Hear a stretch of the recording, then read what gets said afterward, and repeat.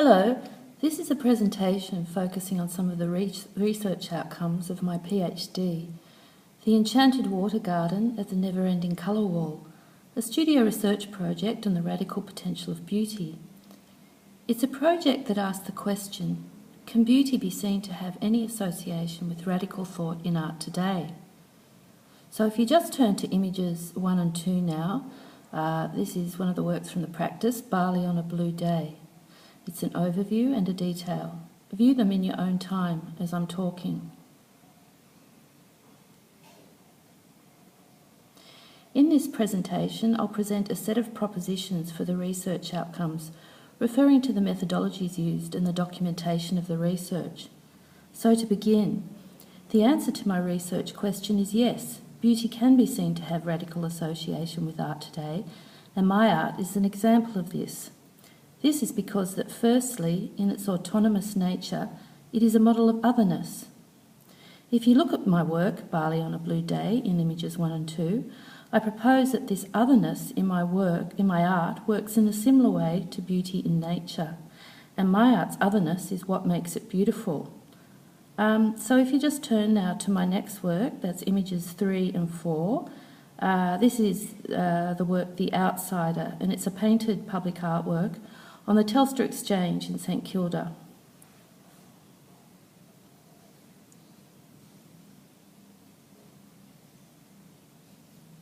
The second thing I propose, that is, if we consider the agency of prettiness, the power of pretty's frivolousness, and its capacity to stop thought, my work challenges the authoritarianism of the idea, dominant in Western art history. In this way, we could say that my art is a feminist text. As a feminist text, I also propose that it is the smaller territory of the beautiful, as opposed to the vastness of the sublime, in which beauty becomes politically active in my art. I'll discuss these ideas more in depth in the second video, but first I'd like to tell you how and why the project was established, and provide some general comments on the documentation of the research. Firstly, to provide some background, prior to the research period, my work looked very different and was often engaged in overt politics. In 2004, for example, I made a street poster project titled Liar on the subject of violence against women in football culture. At the time, I noted that in addition to the work's political statement, it had a strong aesthetic and formal side that was effective in getting the message across. I became very interested in this aesthetic aspect, and the work organically grew into the practice for the PhD. The PhD practice is a group of discrete sculptures made with artificial flowers and resin that sometimes combines carved or painted elements and a painted public artwork, The Outsider, an 80 square metre painted patterned artwork. Okay, so if you just turn to now to images 4 and 5, that's the rosebud, and you can view these while I'm talking.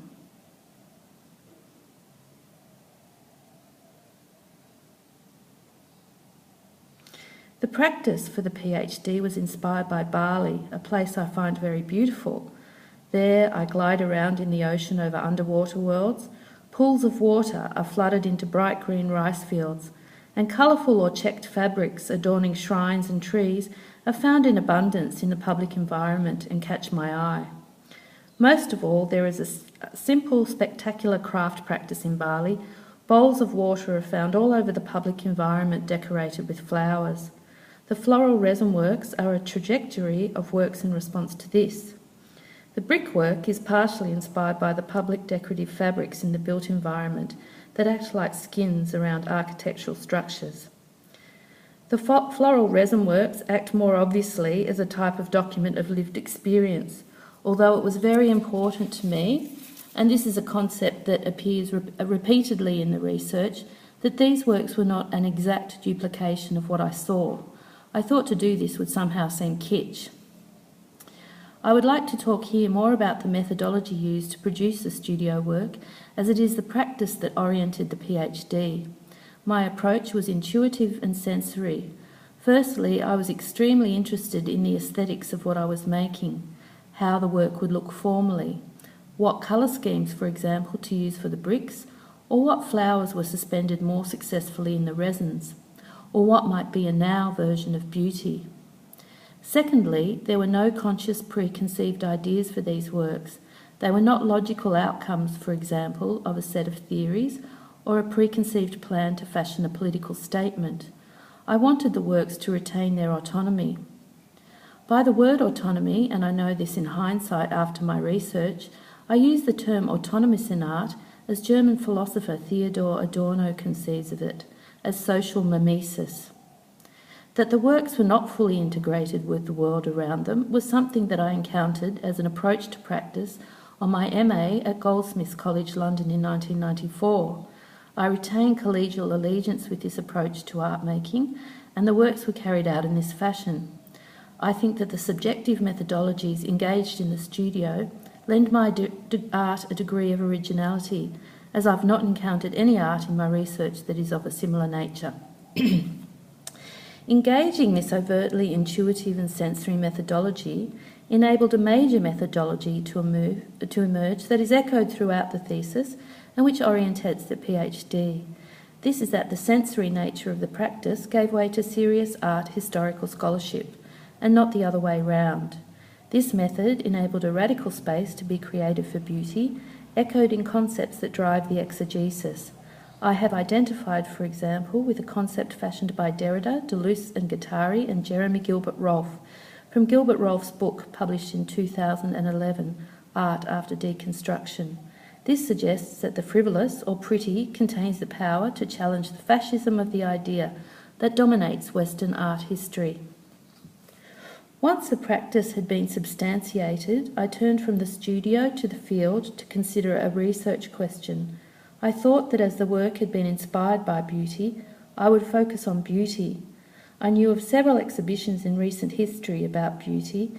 These included Alexander McQueen's Savage Beauty at the MoMA in New York, or the 2000 exhibition named Regarding Beauty, a view of the late 20th century at the Hirshhorn Museum.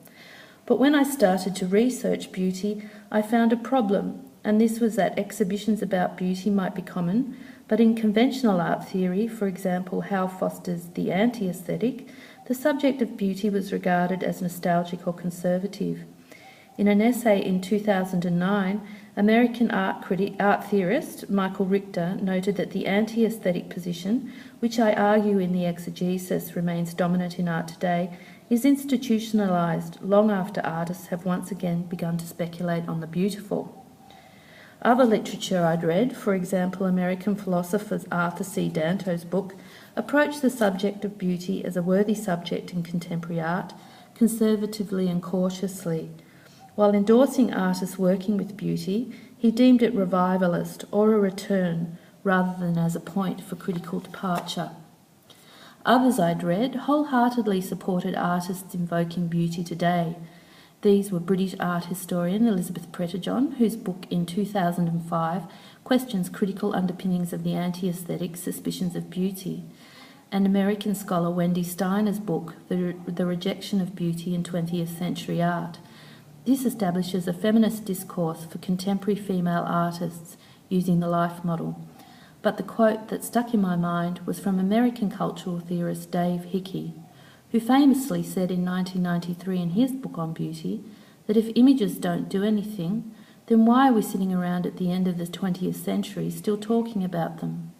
I started to think that what was important was the agency of beauty, what beauty does, as opposed to a more outdated view that beauty is somehow inherent in the object.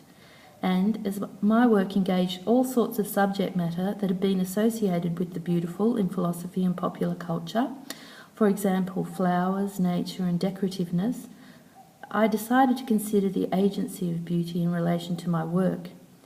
In order to contribute to critical thought that redresses the imbalance between practice and theory, I decided to test the notion in the research that beauty may in fact be associated with radical politics today. The suggestion that radical ideas about beauty are embedded in the text of my own art, an Australian practice influenced by Bali on the subject of beauty, in the specific ways I have alluded to, is the PhD's original contribution to knowledge.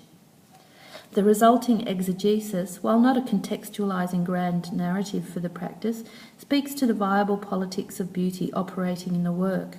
Within this framework, other areas of practice are incorporated, for example, materiality. All these components, however, feed into the politics of the project. As the work is very personal, in that the practice is based on what I find beautiful, it seemed fitting for the exegesis to be a connective document. This is, the exegesis combines the first person, subjective and autobiographical voice, that's the commentary model, and the more scholarly third person voice used in art history, philosophy, and cultural theory, and that's the contextual model. The resultant text is an alternative to the more unified traditional third-person academic text. It incorporates an aspect of feminism. Feminist theorist Donna Haraway has written a feminist critique of the traditional unified academic text written in the third person. Okay, so I'm going to finish up here for now because we're coming up to the time limit for the videos. So in the second video, I'll talk more about how the exegesis informed the practice, and specifically about the content of the exegesis. This will lead to the discussion about the politics of otherness and prettiness operating in my practice.